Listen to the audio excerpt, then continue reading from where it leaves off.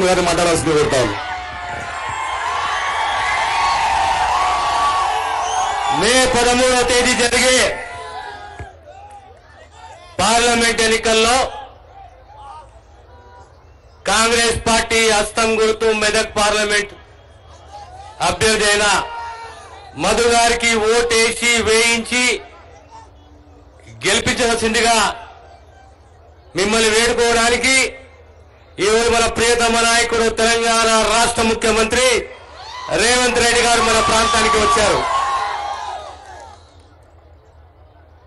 మనమందరం ఒకటే రెండు అంశాలు ఆలోచన చేయాలి.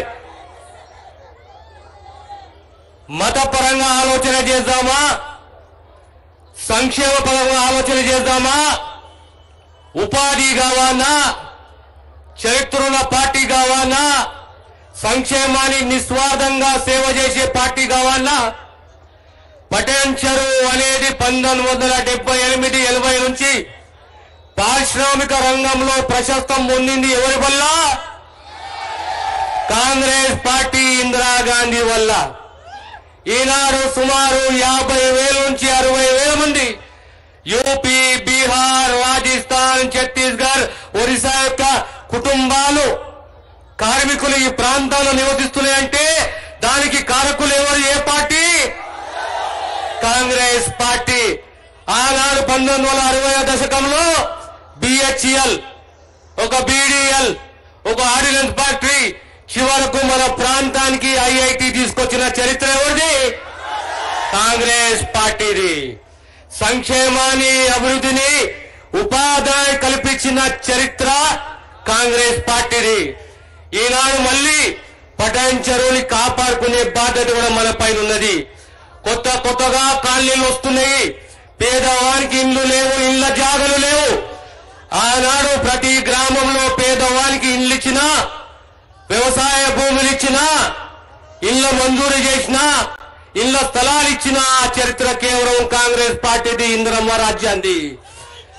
ఈనాడు మళ్ళీ మొన్న 6 గ్యారెంటీలతోటి కాంగ్రెస్ ప్రభుత్వం రేవంత్ రెడ్డి గారి నాయకత్వంలో ముందుకొచ్చి 5 గ్యారెంటీలు విజయవంతంగా మాటిచ్చి మాట నిలబెట్టుకున్న చరిత్ర కాంగ్రెస్ ది, రేవంత్ రెడ్డి గారిది.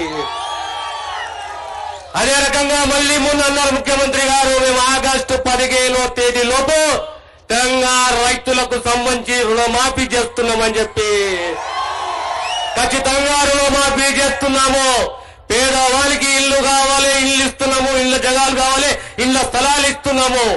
కేంద్రం ఈరోజు మాట ఇచ్చింది. కేంద్ర కాంగ్రెస్ పార్టీ జాతీయ స్థాయిలో కేంద్రంలో ఉన్న 30 లక్షల ఉద్యోగాలకు సంబంధించి రేపొద్దున యూపీఏ సర్కారాంగని శ్రీకారం చుస్తామని చెప్పేసి రాహుల్ గాంధీ గారు, మల్లికార్జున ఖార్గే గారు మాట ఇచ్చారు.